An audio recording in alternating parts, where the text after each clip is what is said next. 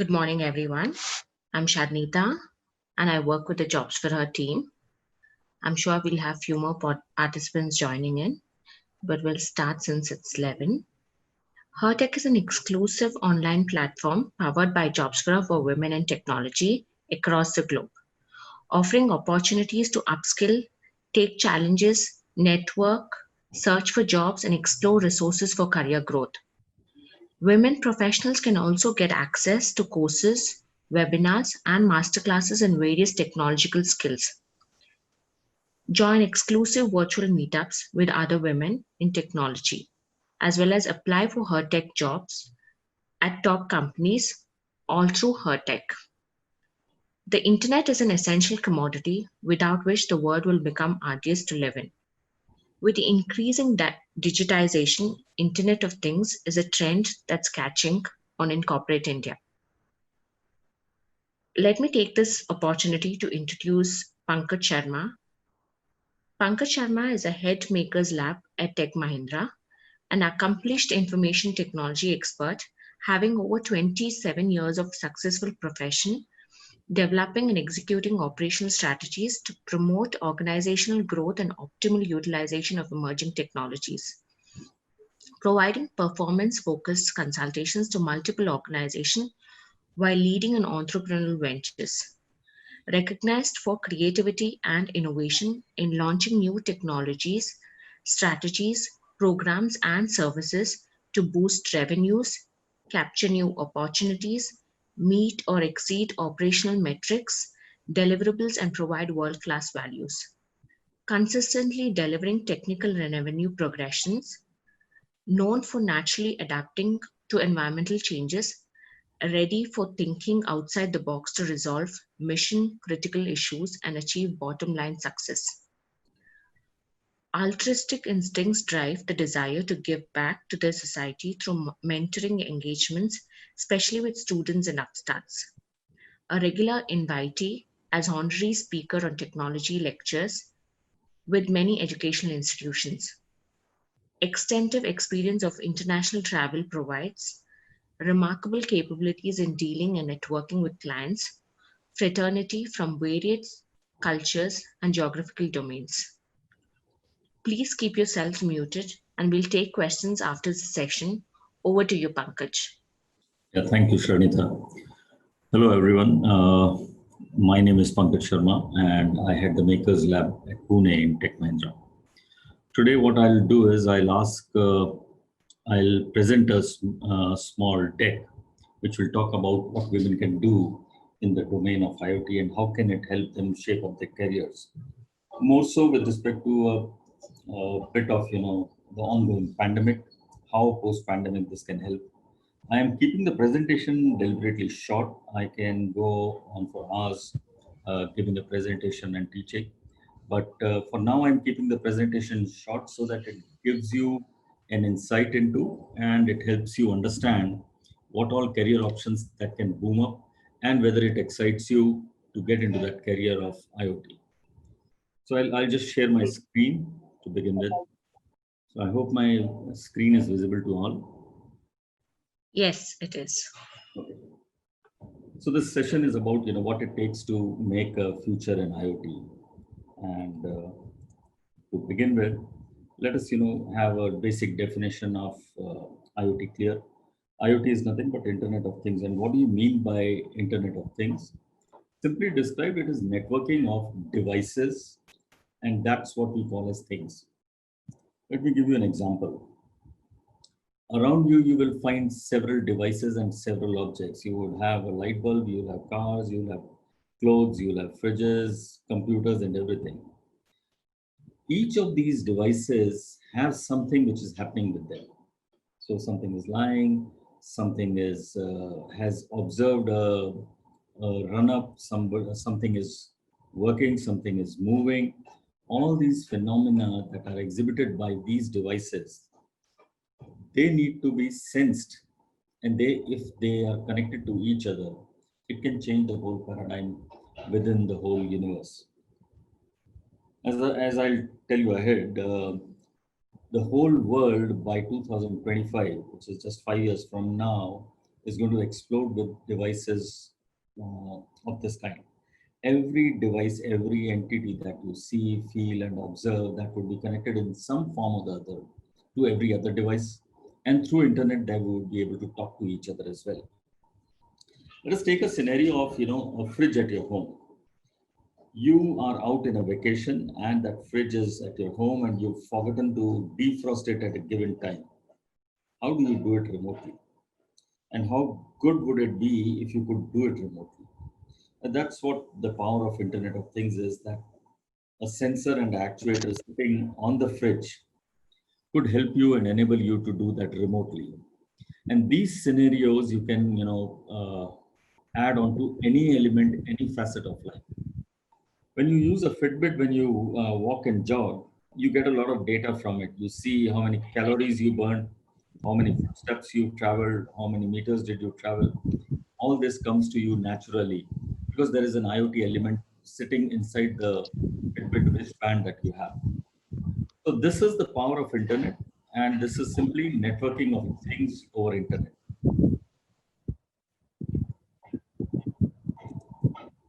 Moving ahead, what are these devices? So these are smart devices which have some kind of a sense in them. They have sensors which can sense data, sense state, sense value, sense any classification that is technically possible.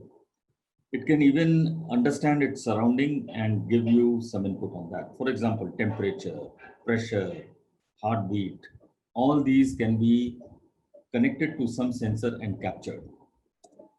On the other front, you have actuators. Actuators are the opposite of sensing. In sense, you are taking the input from a sensor and you are working on it, whereas on actuator, you give an input to that actuator, which would eventually turn something off, on, or put it into certain state. So for example, if I give a command to a fridge remotely, that it is to be, maintaining a temperature of 20 degrees centigrade, that's an actuator which would be sitting inside the fridge to do that task. So actuators are using the information, they act on the information and perform some kind of a manual operation automatically. Sensors don't generally have the capabilities on their own. That's a given thing. Sensors need some kind of a controller, some kind of a electrical pulse. It also needs a physical interface, which allows it to capture data. Typically, they work on electricity, and these are very low power electricity. I would also like to take an opportunity to tell you here, a lot of people have a fear with electronics that, it can give a shock. It's tough to learn, it's difficult. Electronics is not so easy. You play with wires and current, you can burn something. So the devices on IoT which work typically work below 5 volts, which is even lower than your mobile phone's charger output. So there's no fear of shock or anything. These are devices which are very stable nowadays. And even if you burn something, the cost of these devices is so minuscule that it is not a huge loss as such. And as you will, make and break things, you will certainly progress and you learn how to work on that. So sensors can be, for example, a temperature sensor could sense temperature of body, of environment, of a room, of a air conditioner, of a refrigerator. Likewise, a gas sensor can, figure out if there's a gas leak, the volume of the gas, and the pressure of the gas. You could have humidity sensors which can be put on soil, which can be planted on the plants. They can be there in the room also to determine what is the humidity inside the room, inside the soil and all. Similarly, you have proximity sensors which allow you to figure out if two devices are coming close to each other. So when you walk, when you do a Fitbit, it automatically determines your phone is close by and it starts connecting to the phone and giving data on your phone as well. That's proximity sensor sitting inside your phone. Similarly, you have luminosity sensors. So when you put your phone, mobile phone, onto your ear, you see the display goes off. It's nothing but a luminosity sensor, which is checking whether your phone, your mobile phone has been shut off in a certain location when you place near the ear. As soon as it sees that it's near the ear, it automatically switches on off the display. You have accelerometer and gyroscope. Through accelerometer, you can play games with your mobile. The moment you use it as a V band or stick, or you move it, it determines where it's whether it is falling, whether it is moving, it is fast, it is slow, and all those parameters are captured. It also has a gyroscope which allows you to figure out its orientation. So you know where the north is, where the south is, using a simple gyroscope sitting inside the mobile phone. You can have pulse sensors which can be connected to your skin and which can determine the pulses of your heartbeat or a pulses for any other device. For example, you can even determine the number of pulses or rotations a fan is taking to determine the speed of the fan. So all these sensors and IoT devices are nowadays very commonly available. Since the last 5 or 6 years, what has happened is the devices earlier used to be very costly. A temperature sensor just about 10 years back would cost you almost like about 1,000 rupees or a 10,000 rupees kind of a device. The same sensor today is available for less than a rupee. So this is the level of the cost reduction which has happened due to the advent of IoT and due to the mass consumption of these devices. So these are available in abundance in the market, very cheap to try. You can kickstart with a kit which can cost you less than 2,000 rupees, and that can help you make devices, gadgets at home and try your skills in IoT.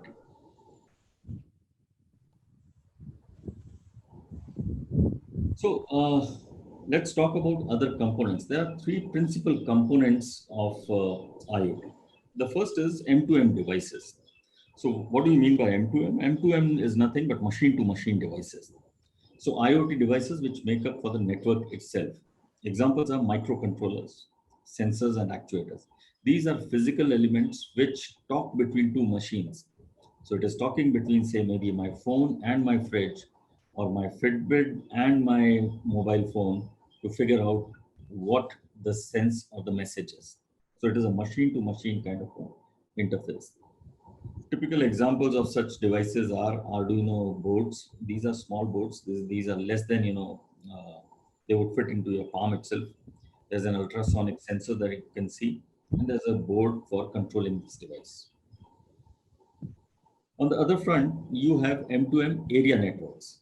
So when a device is there, it needs to transmit, it needs a medium to transmit its data over to internet. So you need a Wi-Fi access or a Bluetooth or a radio channel by which you can send data from this device or the sensor back onto the cloud or to any other device. So these are called M2M area networks, and these help in communication between devices. Typical examples: Wi-Fi, Bluetooth, and you are so conversant with Bluetooth. You know how it is easy to transfer a file between one mobile phone to another. Just the flick of a button, and you can transfer the file. The third aspect is the IoT gateways. These gateways are typically the way how you connect these devices with internet. So they are a gateway between the device or the uh, device sensor onto internet. Typically, these would be computers, they would be microcontrollers, they would be routers, they could be access points. So if you take a simple example of Alexa, most of you would have used Alexa at your homes. So the Alexa is a device which is a typical IoT device, state of art, and it's being sold in millions and trillions now. And this device has multiple sensors. It has audio sensors which can sense sound from up to 8 different directions. It also has an actuator which is a speaker. It also has actuators to switch on lights and disable lights. It also has an actuator which can talk to other light bulbs and ecosystem inside the house. So this is a typical example of IoT. It is having a M2M gateway using your access point at home. So your access point at home becomes a gateway for this device to talk to internet, from where it learns more skills. It is able to communicate with the internet and download your music, your values, or anything that you think of. Typically, access points and computers form this. So these are the principal components of IoT. Most of these components are already there in most homes as of today. So what is the real potential with IoT? Why IoT? Why this so much of interest in IoT all of a sudden? Why everybody is talking of IoT as if something different is going to happen? That's because the growth which you see in the devices, as I talked earlier, since 2015 to 2025, if you see, the graph is rising rapidly. The current CAGR rate of increase is almost 10%, but it's actually exponentially increasing. So it is possible by 2025, we may witness a 20 to 25% of rise. Even if we go by current projections, we'll have 34.2 billion devices by 2025. And just to give a comparative figure, the total human population on Earth in 2025 will not cross 8 billion. 8 billion versus 34 billion devices. So think of the enormity of how much of internet access would be available through devices. All devices would become connected. You would have IoT devices sitting in farms. You would have IoT devices in thousands in your own home. You already have Alexas and mobile phones and Fitbits, but these are only numbered as 5 or 10 right now. Soon you will find them in hundreds and thousands. Every entity at your home, at your office would soon be on the cloud, connected all the time, and giving and taking some parameters, some data, and some information.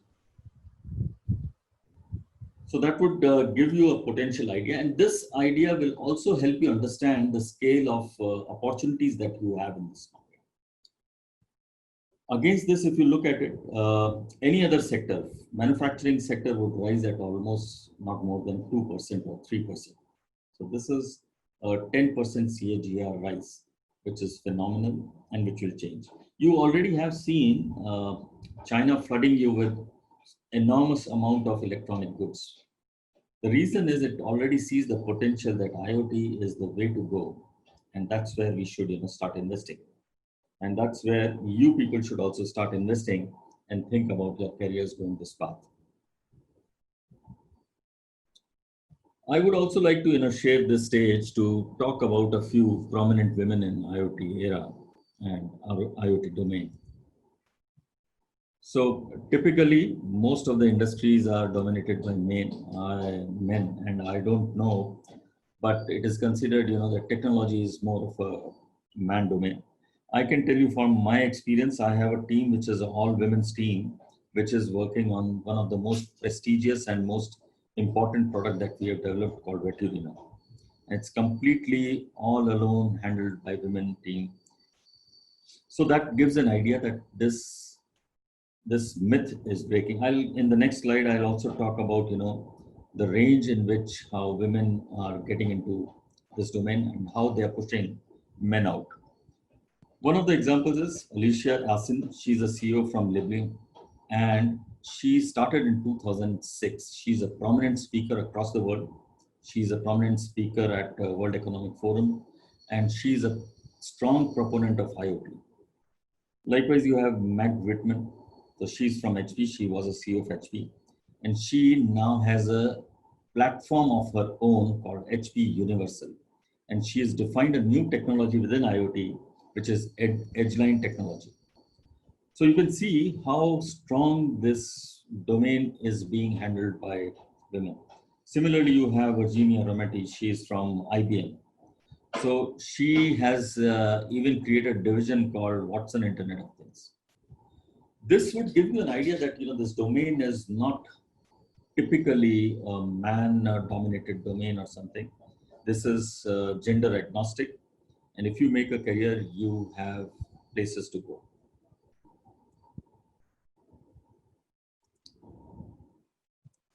Now let's talk about how huge the percentage of women is in IoT and electronics, and just giving you an idea. So the percentage of women which are employed in typically in manufacturing segment, you'll see the blue pie of the graph actually eclipsing the red part, which is the female percentage, right? And look at the same percentage when it comes to computer peripherals and equipment manufacturing, which is electronics plus IoT. You see the men are completely outnumbered. 80% is what was there in 2010. Today it is standing at almost 85%. 85% of IoT devices manufactured, IoT components manufactured, and IoT solutions are being propelled and driven by women. So that's why this begins and this brings in a lot of opportunity. Every hand phone that you have, every cell phone that you see, 90% of that assembling and 90% of the design of that cell phone happens through female workers, especially at Foxconn in China. They have almost, a Foxconn unit which makes specifically mobile phones, and that mobile phone has almost like 95% of women working in it. Every assembling, every soldering, every integration is testing is done by women workforce. And why is it that we feel that women can revolutionize? I believe it has also got to do with some of the genetic makeup that is there within human beings.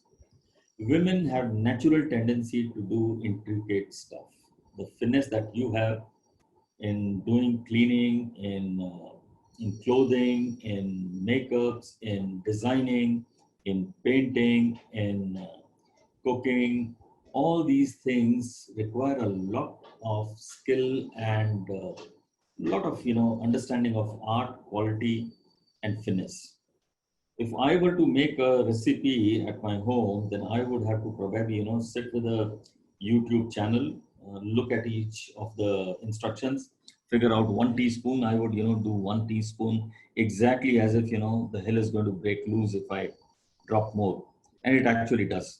Whereas women, when they do it so instantly, and they take it so easily. For them, it's like doing it in blindfold.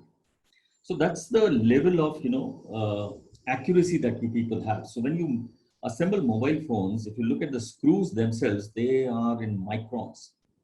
So typical nature of the male mankind is such that they are more physically enabled to do larger stuff, and that's where the finesse goes away, and that's why probably the electronic industry is highly reliant on women workforce, and that's what you can take forward. The second important element, which is a important component of design thinking, is empathy. Women have a higher empathy factor. They empathize better, and that is a big element in innovation.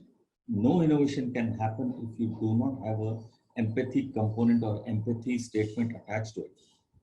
When you have Alexa, the empathy that has been built into it, that it talks back to you. That empathy that it brings is that it is talking to you. It's a companion to you. That's what it is selling in millions and billions. So that's what probably is natural to women, and that can be exploited by you people. And this is the right time. We are at a cusp where India, if it has to take over this pandemic and become a giant nation, it has to take over into electronics and Industry 4.0. And Industry 4.0 cannot happen without IoT. So IoT being a principal component, if women workforce get onto it, they can not only justify and help themselves, but they can help the nation to be built for the next industrial revolution.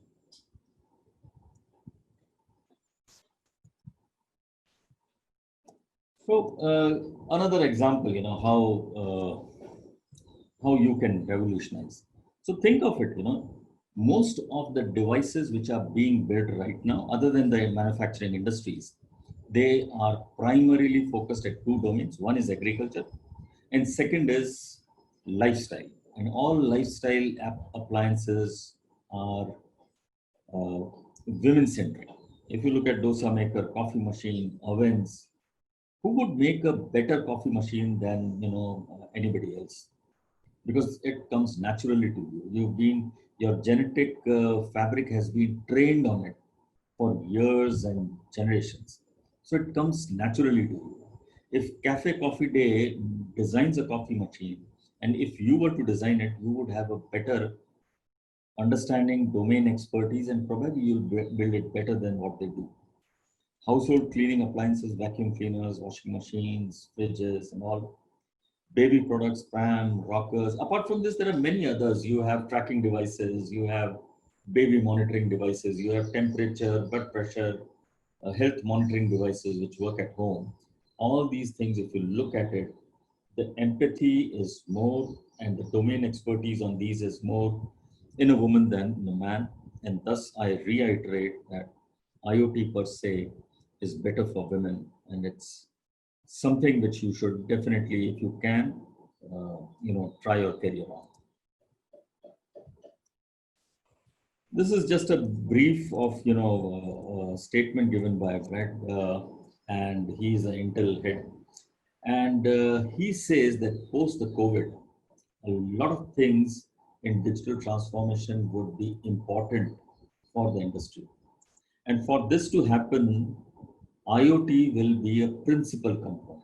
So they say the opportunity for IoT is going to be massive in the post-COVID world.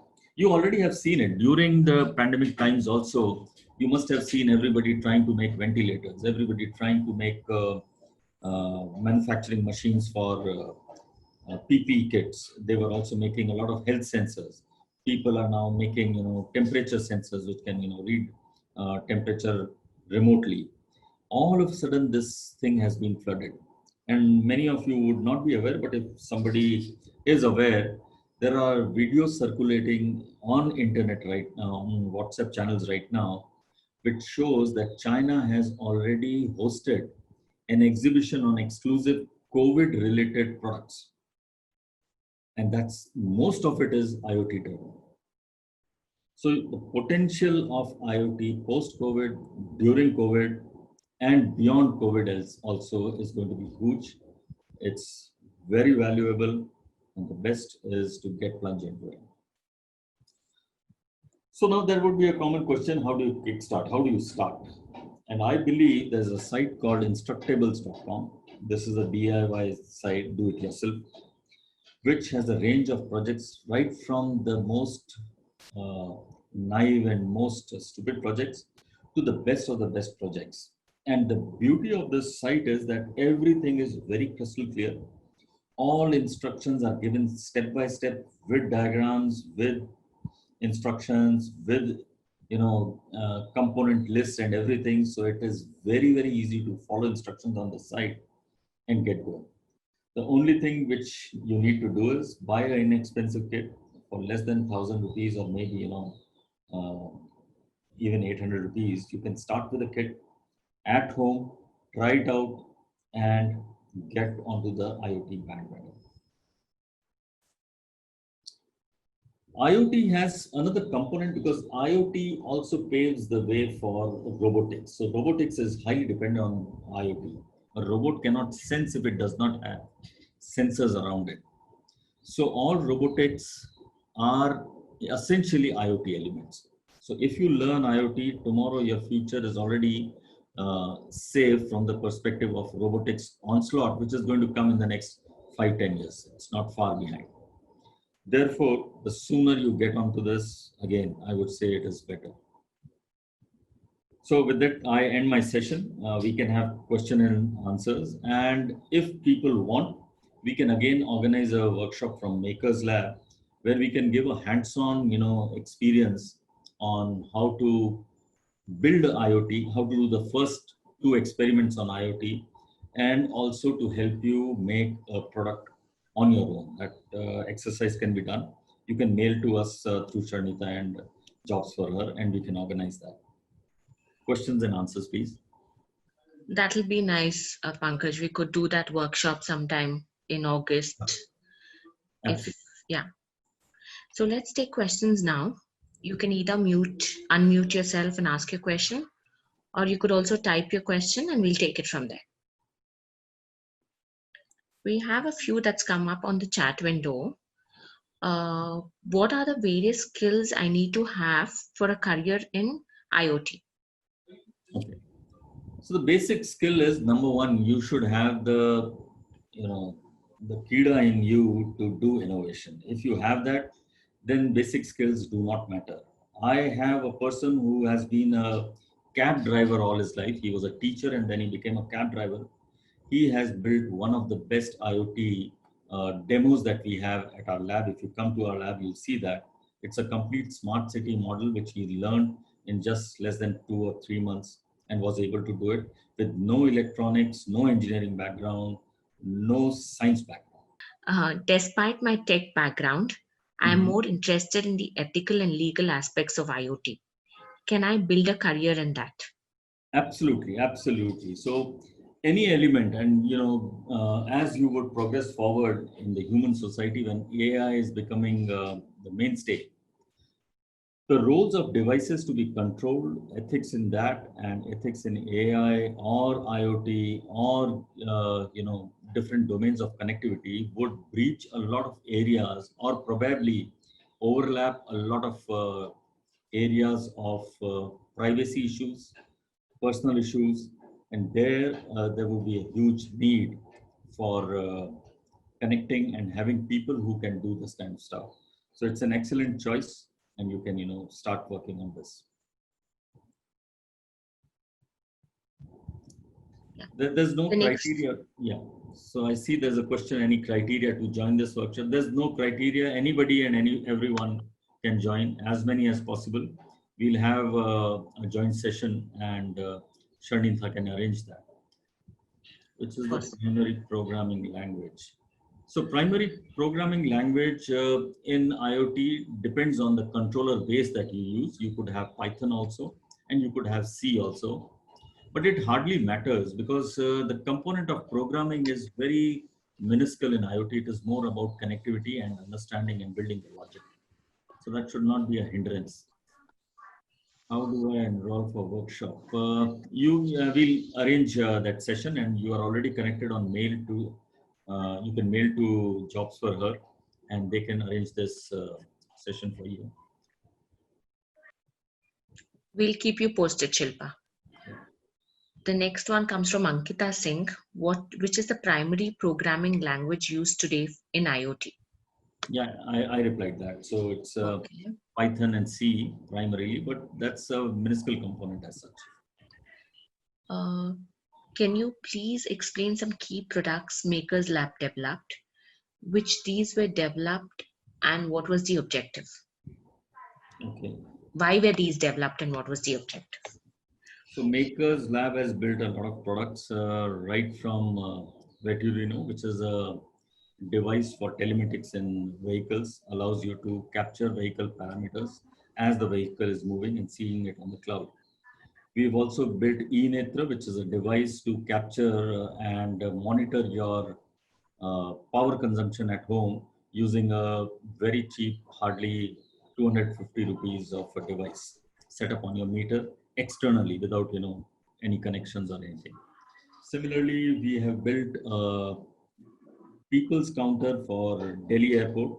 So the moment people enter into a smoking room or a restroom or a prayer room at the airport, so that they may not, have and crowd that location, we put a machine over there which counts how many people have entered, how many have left, and they give an indication whether the crowding is happening or not, and that deters the people from entering the room. So there are many of them. We are also building a wheelchair which would be auto-driven, and above all, we are also making an autonomous vehicle which would be a bolt-on kind of thing. The next one comes from Divya. Mhm. Is there a key place to look in Instructables.com for beginners projects? Or can you mention a few? So you simply say start and start blinking program, make LED blink, and you will find first thing which you have to do. You just say basic search for a blinking program, a basic blinky program. My first IoT platform. You'll get a lot of ideas over there. All instructions very neatly mentioned. Even the fluidity of the UI of this site is fantastic. It makes you can download the entire project on a PDF and learn it offline.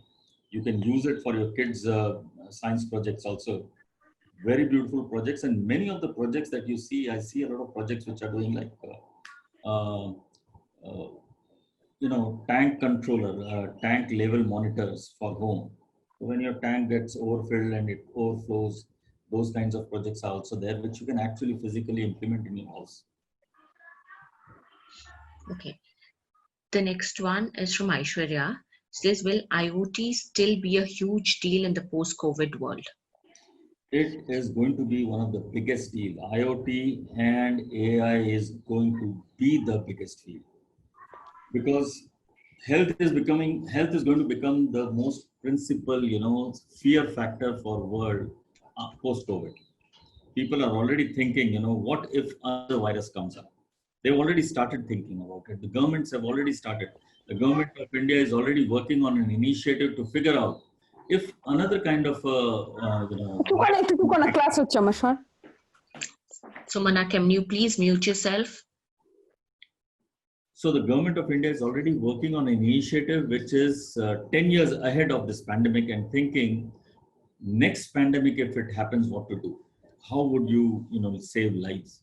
So when people are thinking about this, the health has become a center point. And when health is the center point, you cannot do health monitoring today without IoT. So again, IoT is going to be the mainstay. IoT, AI are the future technologies. Ankita wants to know if there are any certifications needed to enter if I want to switch my career path. No, you don't necessarily have to have certifications. You can start afresh. As I told you, we have a cab driver who's joined Makers Lab, and he's working his career out of IoT. So that's not necessary. However, there are a lot of small time courses on Coursera, on Udemy, etc., which you can try out just to learn. Many of them are free as well. So you'll see a lot of free examples on YouTube as well. Mayura asks, in case if we come across any problems while working on IoT projects from home, can we approach you? Yeah, you can definitely approach Makers Lab. We would be glad to answer all your questions. I'll ask Sharnitha to give our front door Makers Lab email ID, share with everyone. So you can directly also write to that front door of our lab, and everybody can get answers onto that and help assistance. Makers Lab is a non-profit sort of R&D center for Tech Mahindra. So you can feel free to walk in, connect, and even talk to us on that. Any topic that you feel appropriate. Yeah, the next one is, what does it take to combine Android device and IoT sensors? Is it feasible? It hardly requires anything. There are a lot many devices where you don't even need any controller. You can directly connect a sensor to your mobile phone. So Android devices are directly interfaceable. Otherwise, you can use a Bluetooth connector, which acts as a serial port between your device as well as the mobile, and connect it to any Arduino kind of device. It could be a Raspberry Pi Arduino device, which can talk to the mobile Android device through a Bluetooth. And the third facet is you can use a Wi-Fi or a USB cable as well. Yes. Deepika asks, if I have an idea to be developed, how should I go about it? I am a non-technical IT professional, so if I have a design solution idea, what should be my next step? So if you have a design solution idea, you can forward that to Makers Lab. We will help you, mentor you to build that project, and we'll assign you to one of our women mentors who can train you on that and take you forward in that. They'll handhold you. We have, I think we've answered this. This is on certifications, which can enhance my CV. That's answered. So the next one is from Padma. Has Makers Lab worked on any IoT projects related to social development sector? We have not done specifically for social development sector as such, but if you have an idea, share with us and we'll have you build that project on top of it. Yes. Shilpa wants to know, is it possible to start small business from home based on IoT? Absolutely, absolutely. That's the way to go, actually speaking, because, for example, the small component that we have built at Makers Lab, it's hardly a 250 rupee device. It's been built in about a month or so by our lab people. And if you would have made it at home, maybe it would have taken, say, 2 months, 3 months. If you would have built that device and if you are able to handle this and even give to your community, if you are able to give it to the flat owners within your society itself, you'll have a market of almost like 500, 600 families. So you've already sold 600 devices and the 3 months of effort is already covered for. So that's a beautiful model. IoT will help you stay at home, build devices, and who knows, you could build a device which could be sought after by corporates and they may, buy your technology and your idea. The next one is from Divya. Does cybersecurity play a role in IoT? It does play. Cyber security, as devices are getting onto internet, so is hacking and cracking happening on devices. And there are a lot of hackers who are specifically peeping into people's Alexa conversations, into people's network browsing. And these do raise cybersecurity issues. So if you have expertise on cybersecurity or you build on top of it, it could help you in IoT as well. Yes. Sumana wants to know, can I resume? She's had a break of 12 years, and if she can resume a career in IoT, she's a BE graduate and has 2 years of experience in embedded vehicle tracking system. Okay, it's absolutely fine. Even if you have taken a sabbatical for 20 years, it is fine. Careers and the way the devices have evolved, the way the kits for training and development have evolved, these days it is very, very cheap, effective, and easy to get onto and easily reacquire the skills that you might have lost. And you should be onboarded very fast. There's another one from Ankita. Could you please suggest a basic kit to purchase to start in IoT? Maybe a development board with a lot of sensors. So just look for assorted kit on Amazon.in. Amazon basic IoT Arduino kit. That should solve the purpose. It should be something like 1,500 or 1,600 rupees. If not, you can mail us and then we can send you links to that. Yes. Another one comes from Shilpa. Can hardware specialists also build a successful career in IoT? Of course they can. Any hardware specialist has already got immense knowledge on voltage, current, and other parameters. And they've seen a lot of components within the hardware they've been building. So that paves the way for them to easily start making circuits and designing. So I think, okay, another one is coming. Can cybersecurity in IoT be a career specialization by itself? That we already answered, I think, cybersecurity. Yeah. The next one is, how different is AI from IoT, and is learning one of them, if learning one of them can help learning the other as well? No, learning one cannot help you learn the other one, but they go hand in hand because AI is also entering into each and every IoT component that we are building. AI is different from IoT. IoT is more about sensing data, putting that data on the cloud, taking instructions on the cloud, and actuating something.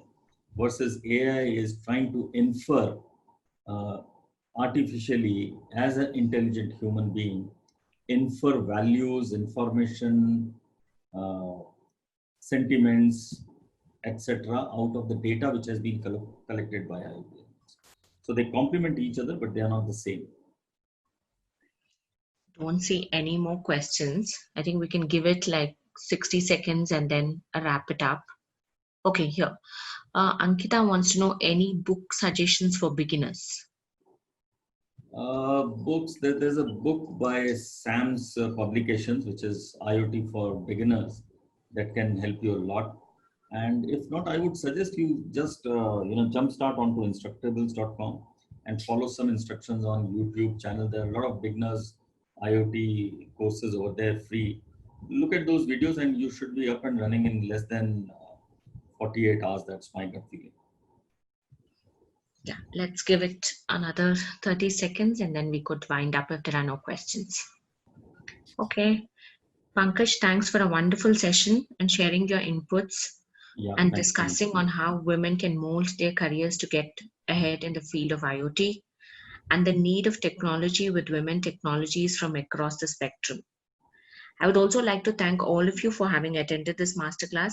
If you are a woman in tech, you know the Internet of Things has become as important as cloud computing and mobility. It's a trend that you need to get a full understanding of, and we hope that we've helped you today with this class. Thank you so much, Pankaj. We'll really look forward to your workshop sometime in the month of July or August. Sure. And I'll send across our generic email ID for Makers Lab. Okay, so everybody can be answered. Yeah, definitely. We'll also share your recording on with all the attendees and have your YouTube link uploaded as well. Sure. Thank you. Yeah. Thanks, everyone. Thank you very much. Thank you for conducting this class for us.